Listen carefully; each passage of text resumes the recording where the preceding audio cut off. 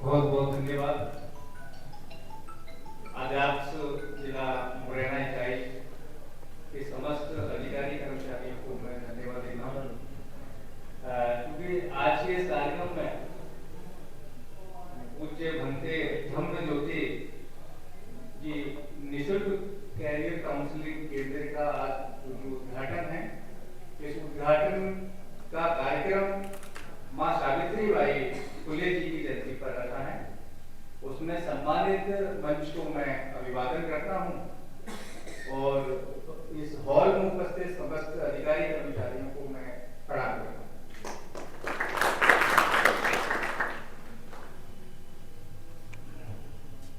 प्राचीन समय से लेकर के वर्तमान समय का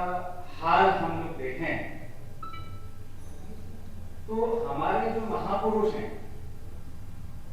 उनको सबसे पहले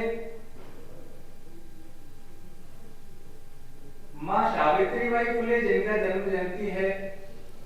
उनका जीवन देखा जाए, क्योंकि आज के ही दिन उनका जन्म हुआ, महाराष्ट्र राज्य में हुआ और उनके संघर्षों के बाद जब वो उन्होंने अध्ययन किया हो या उस अध्ययन के बिंदु को आगे बढ़ाने का काम किया हो, जिसमें उनके साथ कितना बड़ा अपमान हुआ हो, चाहे उनके ऊपर कैसा भी मैला फेंका हो या जैसा भी उनके साथ अत्याचार किए गए हो, लेकिन उनसे हमें सीख मिली सहज और सरल तरीके से उसको सहज स्वीकार करना और आगे बढ़ना। तो ऐसे महान हमारी मां सावित्रीबाई जी को मैं प्रणाम करता हूं। उन्हीं के आदर्शों को और उन्हीं के संघर्षों को और उन्हीं के चिंतन को संविधान में पुरोहने का जो काम किया, ऐसे हमारे महान आदर्श डॉक्टर बाबा साहब अम्बेडकर साहब को मैं प्रणाम करता हूं। ऐसे ही हमारे बहुजन समाज में समस्त समाज सुधारक और हमारे लिए निरंतर संघर्ष करते हुए बड़े दुखों के साथ में अपना जीवन उन्होंने जिया और हमें आज ऐसा माहौल हमको जो दिया, ऐसे समस्त महापुरुषों को मैं प्रणाम करता हूं।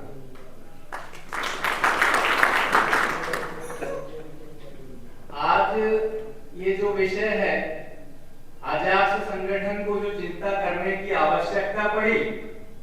उसका कारण केवल एक है कि समाज के बीच में हम लोग देखते हैं, अखंड भारत की हम लोग बात करते हैं, इस देश को हम खंडित न होने दें, उसको अखंड बनाए रखें। ऐसे हमारे देश में समस्त समरसता को बनाए रखने के लिए संगठन काम करते हैं और उन संगठनों को बड़े ही प्रचंड विद्वान अपने आप को कहने वाले उनका संचालन करते हैं। तो इन सभी संगठनों को समझकर, उनके विचारों को सोच के, उनके विचारों को का चिंतन करने के बाद आज अध्यक्ष को बड़ा चिंता करनी पड़ रही है कि हमें भी अपने समाज के बच्चों का जो मूल्यांकन होना चाहिए, उसको आदर्श बनाने के लिए हमें कैरियर काउंसिल केंद्र को स्थापित करने की आवश्यकता है। तो ऐसे आजाद जिला मुरैना के द्वारा जो चिंता की गई है, उसके साथ साथ हमें मुझे कहने की आवश्यकता है, दो बातों की आवश्यकता और पड़ेगी, क्योंकि हमें संस्कारों की भी बड़ी आवश्यकता है, क्योंकि बिना संस्कार के